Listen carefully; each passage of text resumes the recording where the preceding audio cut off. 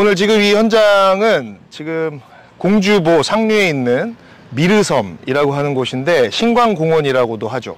여기 그 백제문화제를 올해로 이제 70회째 백제문화제를 개최한다고 지금 준비하는 현장인데 한창 지금 준비를 하고 있습니다. 근데 어제 그제 내린 비로 강물이 불어나면서 지금 뒤에 보시는 것처럼 이렇게 유등이 떠내려가고 돛배 그리고 이제 배다리가 다 무너져 가지고 지금 이렇게 유실된 상황을 지금 뒤로 보실 수 있는데요. 지금 어떤 현장인지 한번 좀 설명을 좀 한번 해주시죠. 지금 올해 백제문화제가 70회째라고 하는데 사실 예상을 했어요. 비가 하루 반 정도 정확하게 내렸는데 오늘쯤이면 물이 찼고 아마 문화제 준비하는 시설들이 훼손되고 떠내려갔을 거다 생각하고 사실 새벽같이 일어나서 왔거든요. 근데 뭐 예상을 벗어나진 않고 있습니다. 한편으로는 너무 황당하면서도 좀 참혹하죠. 국민들이 낸 정말 피 같은 세금인데 본인들이 자기 돈이라고 그러면 정말 저렇게까지 매년 수천만 원, 수억을 이 강물에 그냥 처박을까? 참으로 한심하기 짝이 없는 일이죠. 예, 정말 맞아요. 지금 말씀하신 것처럼 저도 예상을 하고 있었거든요. 왜냐면 이게 지금 3년째 지금 반복되는 유실이에요. 맞아요.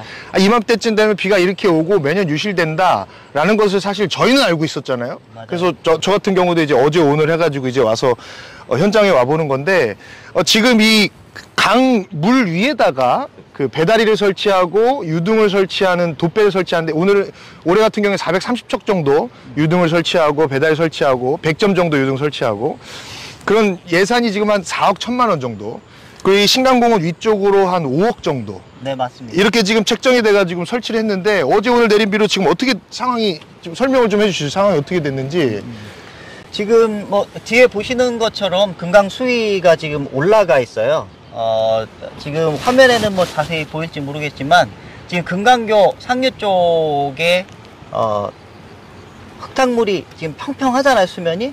근데 실제는 그 공산성에서 이 신관동 쪽으로 건너오는 예전에 오래전에 설치했던 나무로 부교로 설치했던 그 흔적이 지금 파묻혀서 전혀 보이지 않고 있어요.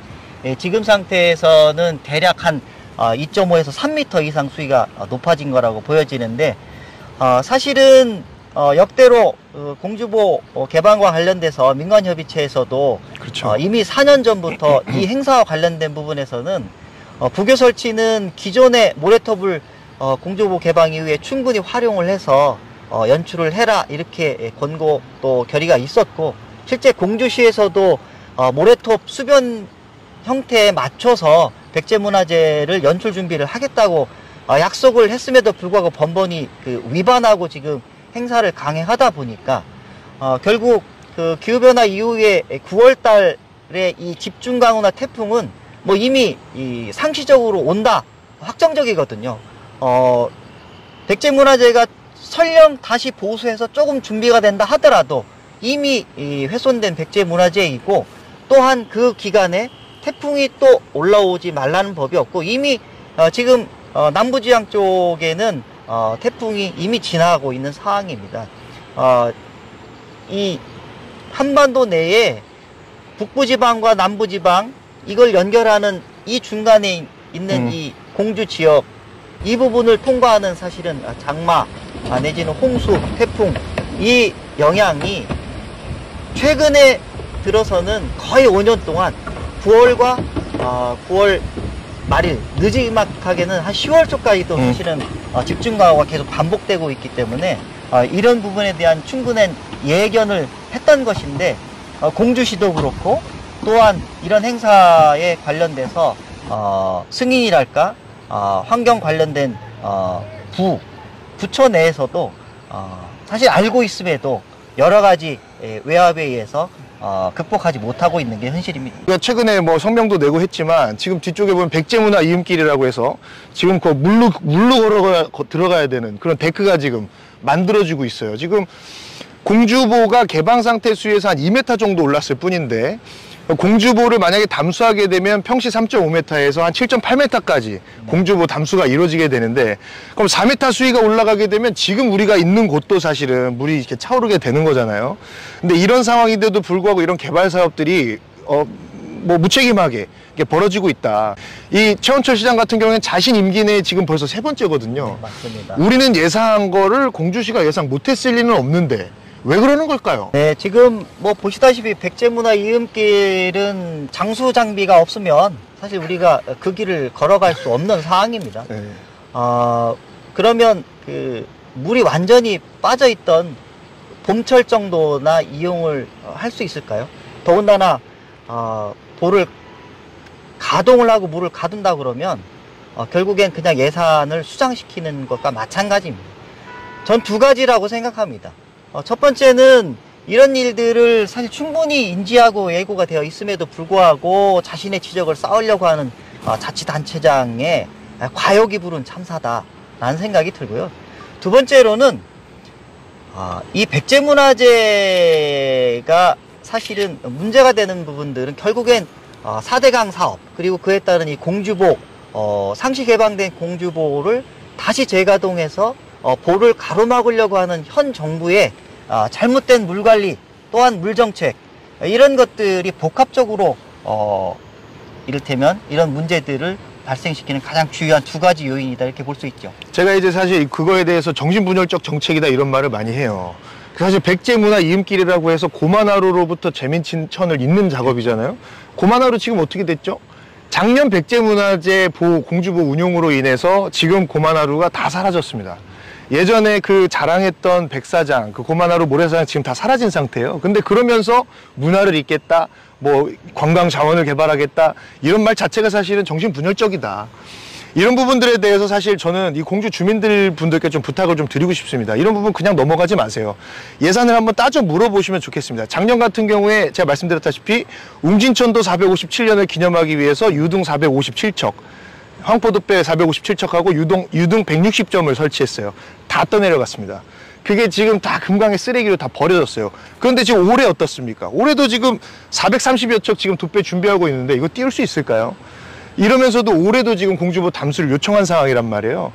그러니까 고만하루를 계속 반복적으로 훼손시켜 가면서 문화는 있겠다고 하고 예산을 들여서 유등을 띄우겠다고 하는데 정작 문화재 때 띄워져 있는 유흥은 100점도 채 되지 않는 이런 상황이 계속 반복되고 있다. 왜일까?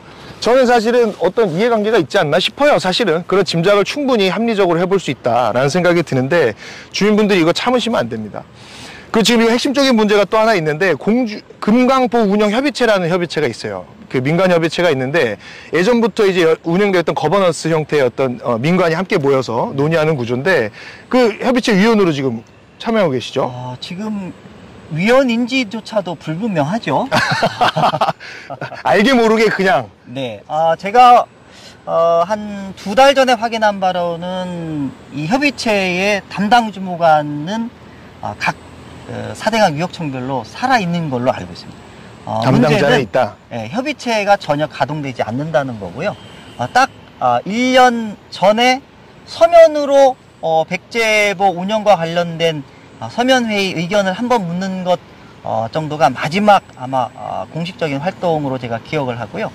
그 이외에는 뭐 전혀 사실은 보 개방과 관련된 민관협의체는 바로 오늘 우리가 목도한 이런 문제점들을 조금 더 극복을 할 수 있는 방안들을 좀 슬기롭게 만들고자 했던 것도 가장 중요한 목적임에도 불구하고 환경부가 이런 민관협의체 운영 자체를 배관시 아니 완전히 손절하는 지금의 물관리 정책이 가장 큰 문제 중에 하나라고 보죠.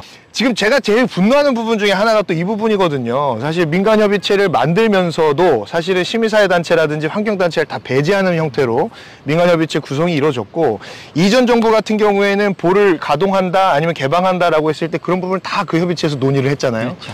근데 지금 이 보처리 방안이 취소되고 보를 가동하거나 하는 여부에 대해서 전혀 이런 협의체가 작동하지 않고 있다. 그리고 거기에 대해서 문제 제기하는 사람들은 연행하거나 고발하거나, 이런 정권이, 폭압적인 정권이 지금 지속되고 있다.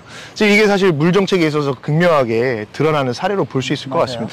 저희 같은 경우에는 작년에는 아시다시피 천막농성을 했습니다. 그래서 6일 동안 천막농성을 하면서 고만하루에서 버텼고 9시간 수중농성을 해서 마지막까지 사실 수문을 닫지 못하게 하려고 했었는데, 윤석열 대통령이 개막식 때 방문한다는 그 계획 때문에 저희가 추측키로는 저희가 강제 철거 당하고 이제 진압이 됐는데, 어쨌든 지금 이 상황에서 매년 저희가 사실은 그 보이콧을 진행했어요. 백제문화재 가지 맙시다. 죽음의 문화재에 동참하지 맙시다. 이렇게 시민 여러분들께 좀 홍보를 했습니다. 금강의 생태와 이 환경, 그리고 맑은 물, 그리고 모래사장에서 어우러하는 야생동물들, 그리고 이곳을 찾아온 하중도에서 앉아서 쉬고 있는 철새들, 그게 사실은 이곳의 자랑일 수 있다. 이 백제문화의 후손들에게 어떤 걸 물려줄지, 그리고 시민 여러분들도 한번 현명한 선택을 하실 필요가 있다. 이런 생각이 듭니다. 근데 이번만큼은 저희가 진짜 경고하겠습니다. 지금 말씀드렸다시피 올해만큼은 최원철 시장이나 환경부나 지금 환경부 같은 경우는 여기 어쨌든 점용 허가를 해준 거예요. 하천에다가 돛배를 설치하도록 허가를 해준 겁니다. 그러니까 이미 그런 유실 경험이 있는데도 불구하고, 그러니까 환경부와 공주시가 지금 짬짬이가 돼서 사실 이 예산 낭비, 시민들의 예산 혈세를 축내는 일에 사실 동참하고 있다. 왜 그럴까라는 부분에 대해서 저희가 끝까지 책임을 물을 것이고, 올해만큼 반드시 책임자를 처벌해야 될 겁니다. 공주시가 이런 얘기를 해요. 어차피 행사 때 잠깐 막았다가 다시 트면 강이 되살아난다. 천만의 말씀입니다. 강은 흐르고 홍수와 장마를 계속 반복하면서 자기 스스로의 자정작용을 통해서 음모래들을 계속 축적하면서 위로부터 공급받는 거예요. 물론 아래로 쓸려가지만 그 과정에서는 전혀 뻘을 확인할 수 없는데, 문제는 그 흐름을 잠깐이라도 막았던 그 사이에 뻘이 쌓이고, 그 뻘이 쌓인 곳에 음모래는 전혀 확인할 길이 없다. 결국 국가 명승지 고만하로 공주가 이 백제 문화유산과 더불어서 유네스코 문화유산을 언급하면서 계속 사진을 올리고 있는 고만하로 이 금강의 아름다운 모습들을 공주시가 스스로 사실은 그런 부정하는 일을 하는 것이다. 그런 일은 반드시 중단되고 멈춰야 된다. 이렇게 말씀드리고 싶습니다. 단 이틀 내린 비로 이 모든 것들이 사실 유실되고 떠내려갔어요. 지금 이런 상황인데 탄력 운영 자신 있다, 자신감 가지고 보호 재가동하겠다, 보호 정상하겠다, 환경보호 절대 안 됩니다. 지금 세종보호 저희 농성이 지금 147일째예요. 이 계획이 철회되기 전까지, 그리고 보철거가 확정될 때까지 저희 농성은 계속됩니다. 계속 응원해 주시고 지켜봐 주십시오.